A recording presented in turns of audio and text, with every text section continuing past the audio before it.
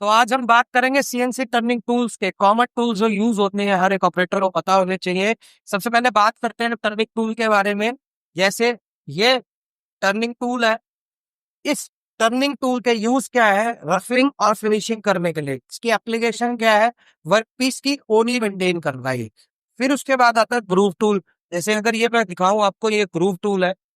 Groove tool क्या काम करता है?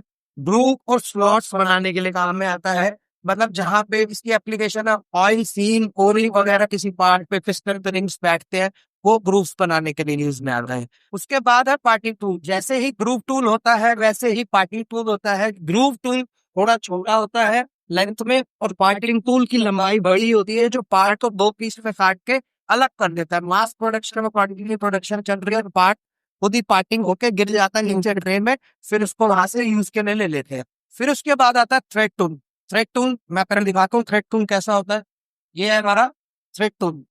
थ्रेड टूल का काम क्या होता है? थ्रेडिंग बनाने के लिए। जैसे यहाँ पर हमने लिखा थ्रेड मेकिंग, जो नट और बोल्ट में थ्रेड्स होती हैं उनके लिए। उसके बाद आता है हमारा ड्रिलिंग टूल, जो यूज होता है मतलब मटेरियल रिमूव करना, आपको ज्यादा से ज्यादा होल क्रिएट करना, उसके लिए आप ये यूज करते हैं। फिर आता है बोरिंग बार टूल। बोरिंग बार टूल ये होता है होल क्रिएट करने के बाद इसकी एप्लीकेशन क्या है?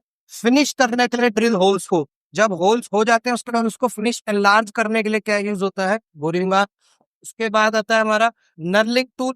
नर्लिंग टूल का काम क्या होता है? ग्रिप बनाने के लिए पैटर्न, जैसे आपने माइक्रोमीटर पे देखा होगा, पकड़ने डायमंड नर्लिंग बोलते हैं, जिसको ग्रिपिंग करने के लिए यूज होता है। ये हमारा होता है नर्लिंग टूल। ऐसे ही और इंफॉर्मेटिव नॉलेज के लिए आप चैनल को लाइक करें, शेयर करें और सब्सक्राइब करें।